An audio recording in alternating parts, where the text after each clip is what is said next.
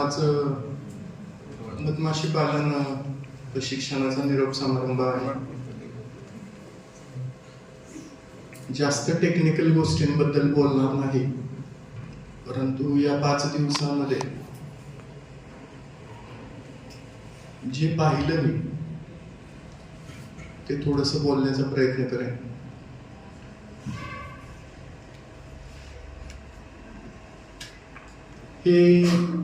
ही कार्यशाळा घ्यायला जवळपास 1.5 वर्षाचा प्रवास होता. 1.5 वर्षापूर्वी सहज बोललेली एक गोष्ट होती, करू करू करू करत 5 जानेवारी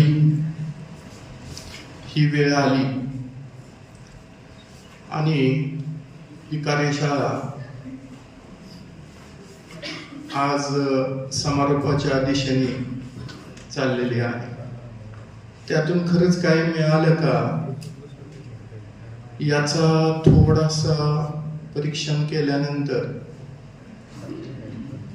काही गोष्टी बोलाव्याशा वाटतात.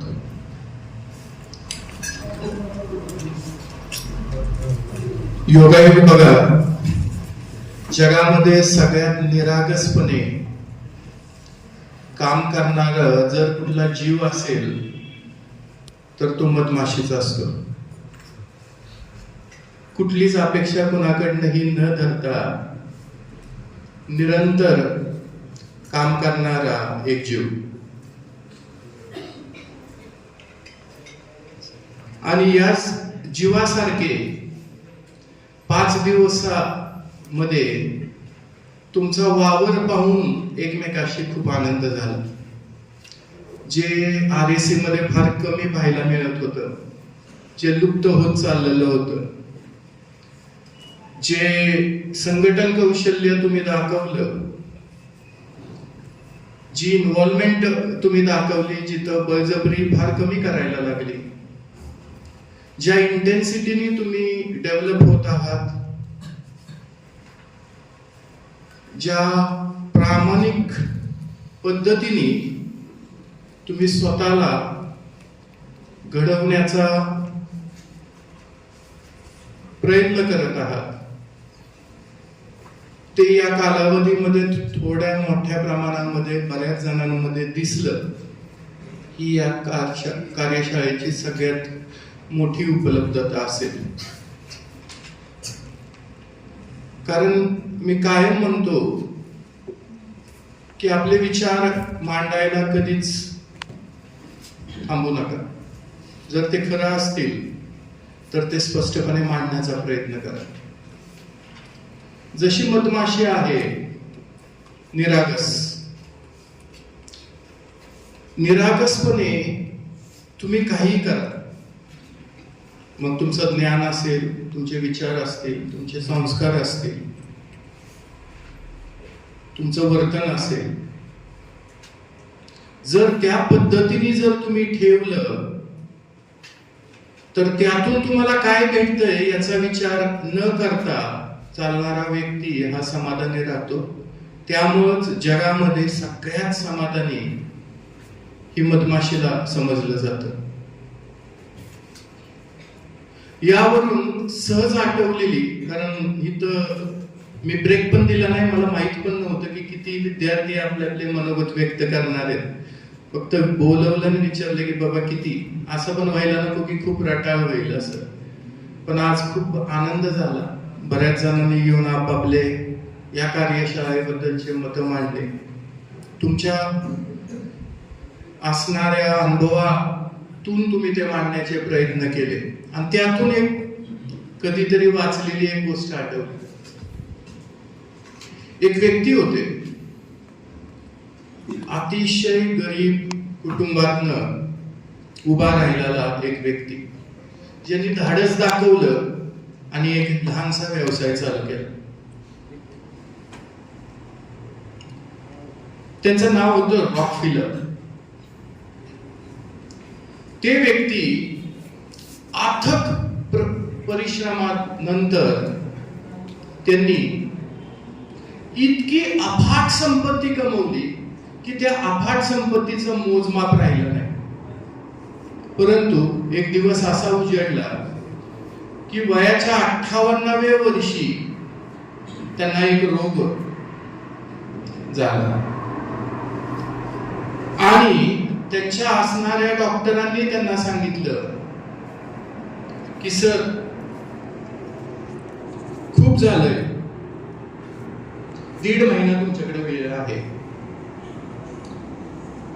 आयुष्यामध्ये जे काय राहून गेलं असेल ते करण्याचा प्रयत्न करा. तो व्यक्ती शून्यातनं निर्माण झाल्यामुळं हताश न होता घरी गेला, सगळ्या कुटुंबाला बोलवलं, कुटुंबाला सांगितलं की माझ्याकडे फक्त आता 1.5 महिना राहिलेला आहे, तर आजच मी एक फाउंडेशन उभा करतोय. मी माझ्या कष्टाने कमवलेली जेवढी संपत्ती आहे तेवढी संपत्ती योग्य मार्गाने मला वापरायची आहे या 1.5 महिन्यामध्ये. आणि त्या क्षणापासून त्यांनी ज्याला कुणाला योग्य ठिकाणी गरज आहे त्यांनी मदत करायला चालू केलं. 1 महिना झाला, 1 महिन्याचे 2 महिने झाले, 2 महिन्याचे 1 वर्ष झाला, 1 वर्षाचे 4 वर्ष झाले, 4 वर्षाचे 5 वर्ष झाले, 5 वर्षाचे 10 वर्ष झाले, 10 वर्षाचे 20 वर्ष झाले, 20 वर्षाचे 30 वर्ष झाले, 30 वर्षाचे 40 वर्ष झाले.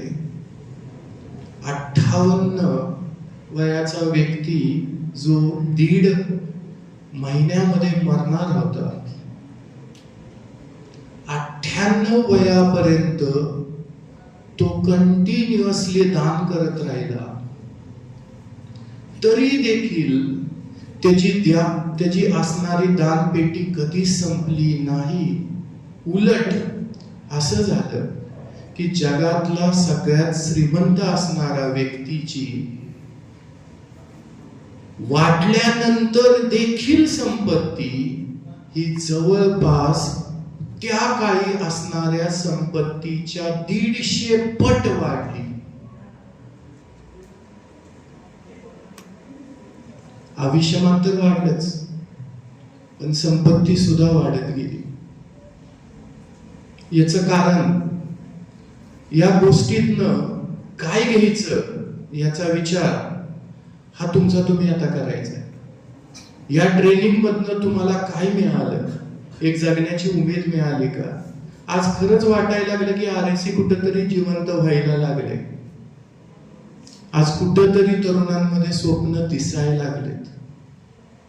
आज कुठंतरी आपण एकजूट व्हायला लागलोय. आज कुठंतरी काहीतरी करावंसं, आपलं मत मांडावंसं एक धाडस आपण आपल्यामध्ये पेरायला लागलो आहे. विचार येतील हळूहळू. त्यासाठी पहिल्यांदा येणं आणि ते मांडणं हे खूप महत्वाचं असतं. आणि त्याचं पहिलं पाऊल तुम्ही सगळ्यांनी खूप छान पद्धतीने ऑर्गनाइज केलेल्या 5 दिवसाच्या या ट्रेनिंग मध्ये जे मिसिंग पार्ट होता तो डुमरे सरांनी तुमच्यामध्ये जागा केलेला आहे असं मी समजतो. या ट्रेनिंग मधनं RSC ला मिळालेलं हे सगळ्यात मोठी गोष्ट असेल. ही कायम जपा.